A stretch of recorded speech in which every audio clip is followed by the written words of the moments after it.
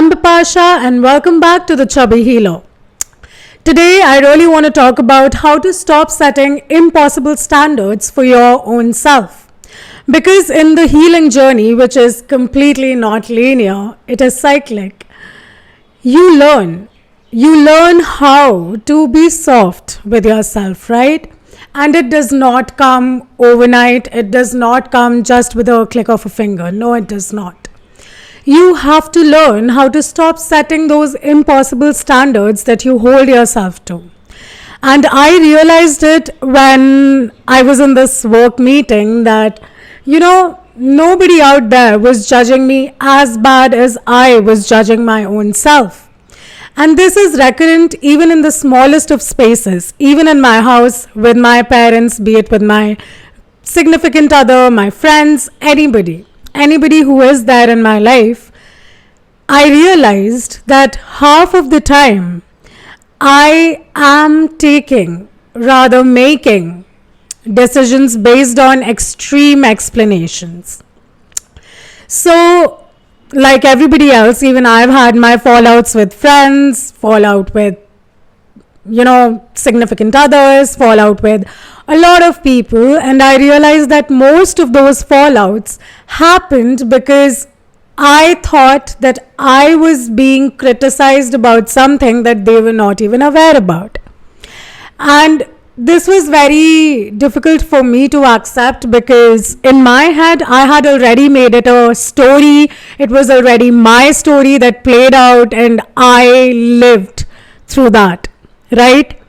But when I had this conversation with one of my friends that I talked to after a year of ghosting, I ghosted people too. After talking to that person, after like that 1 year's break, and then we started talking, and I told the person that what the situation was for me, how I perceived things, what I felt, and a simple statement that they made that what can we do about it? Like, what can I do about it? It was you who thought of those things. It was you who perceived those things and never really communicated that with me. And being the anxious, avoidant person that I am in attachments, it is very difficult for me. It used to be very difficult for me to accept or receive any kind of love, any kind of non-complex emotions, non-complex actions, because throughout my life, everything was so complex. The place I grew up in, every action was because of a reason. There had to be some reason behind every action that I took, every word that I said, everything that I did. That naturally, when I came out into the world alone after my school days, everything that any person did had a reason behind it. And when I sat down and I felt bad about it, I used to go like, okay, this is the reason they did it. This could be the only logical reason why they did it.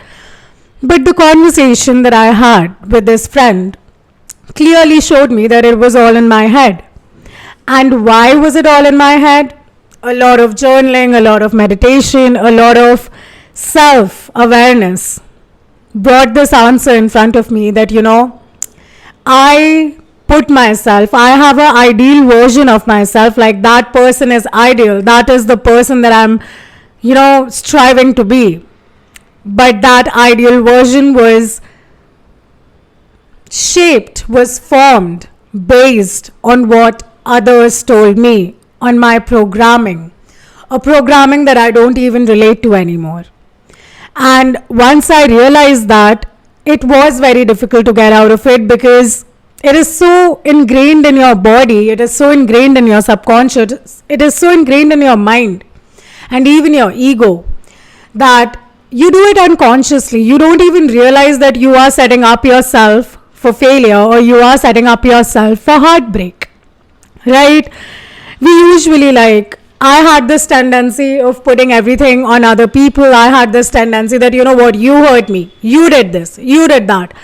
I never really looked within as to why was I hurt. What was I doing to be so hurt? Because it was not that significant for the person in front. But for me, it used to be a huge deal. And once I started journaling and meditating, I realized that, I have been putting up really impossible standards, not just for myself, but for others as well. When you put up impossible standards for yourself to meet, you unconsciously do it for the people around you as well. I mean, when I used to be in friendships, the value that I really stuck by was, you know what, if you're my friend, you're just my friend. You have to understand everything that I'm going through, even though I'm not saying it out loud. You will have to understand that just by looking at me, just by reading my mind or something, just by being a mind reader. And I put that on others because I used to do the same thing. I used to try my best to read the minds of other people, to read the actions of other people, to read everything of the person in front, because I grew up in a place where survival was the only mode for me. And it is not only just about growing up, it is also about our ancestors. Back in the days when we were evolving into humans, survival, looking over your shoulder every time you did anything, was very natural. And we still do it up until this day. Whenever you make a decision, you will look over your shoulder and be like, is there anybody who's looking into my idea? Is there anybody who's going to criticize my idea? Is there anybody who's going to take away my idea? And that's very normal. Like, that does happen. It is usual, right? That's what other people say. But honestly, no. When you choose your peace, when you finally understand how precious your peace is for you, you take a step back and you realize that, you know what, not everything has to be survival for me. Not everything has to have a reason. Like, you can just shelf certain things and be like, okay, this is something that I'm acting on out of a lot of emotions, and right now I don't really want my energy to go there. I'll definitely think about it, but right now is not the time. It's very difficult in the initial stages, but trust me, within 3-4 times of you attempting it, you will actually start getting the traction of it and you will move forward. So one of the impossible standards that I put myself up to, apart from mind reading, was that I just have to be the priority in the person's life, in my friend's life, whosoever that friend is, because that person is a priority for me. I mean, I'll fight with anybody, I'll do anything for them, but if they are not doing the same thing, then I hate them. But the point is, there is no reason for us to be so extreme all the time. It is okay to not be so extreme all the time, because sometimes you might not like a behavior of a person, but you can love a person. I mean, I love my friend, but definitely there are certain behaviors of theirs that I don't like. And it is not important for me to change them in order for them to be my friend. No.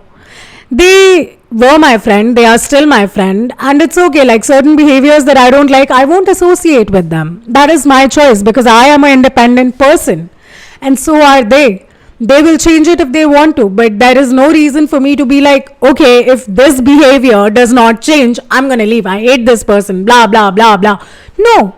Yeah, definitely you can leave a person if a certain behavior is like, oh my God, it's bothering you too much and you can't communicate about it.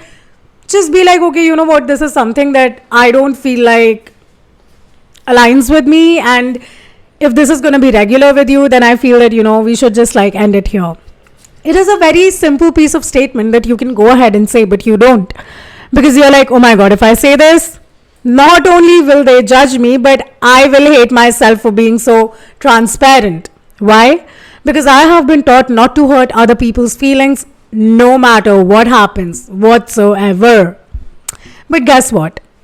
You are not going to hurt a person truly until and unless you are hurting yourself. Once you know this difference, things change. And it's okay. Like, you know what? Learn to not always be on the extremes. It's not always important for everything to be black and white. There can be a middle way, and choose it. That's okay. You don't always have to be like, okay, it's either this or that. No, it's fine. You're human. You learn, you evolve, you grow. But remember that you do not always have to base your decisions based on one thing, right? Yeah, I mean, a lot of people might give me hate on this, that, you know what, you have been preaching to evolve from people pleasing, not to be a people pleaser, leave at the very first instance.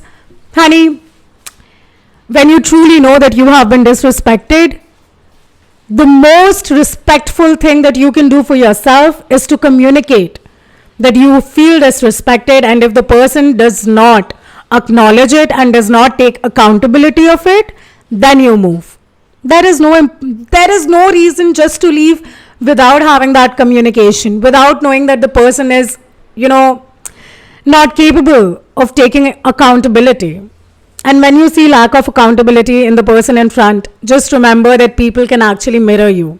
They are your mirrors. They mirror your subconscious. When you get triggered, I mean, that is one of the things that you really want to change. I have been saying this even in the previous videos. I'll say this again. If you get triggered by other people, watch, sit with the trigger. Sit with it, sit with the feeling. Ask yourself, why do I feel triggered? And you will have your answer. I'll give you more like examples about it, but for now, I would request you to not put on yourself extreme, impossible standards. And I would just request you to have the communication, not just with others, but with yourself as well. I don't know what happens. Why can't I pronounce certain words sometimes? But then it is what it is. I guess I'm too excited for you to try it out. So yeah, please sit with yourself and communicate with yourself first, and then start communicating with others. You know, if you're triggering people, it's not you, it's them. It's their experience. It's not your experience. But if you are being triggered, it is for you to sit with. And do not put yourself to those impossible standards, because you deserve everything that you always desired. Love you all.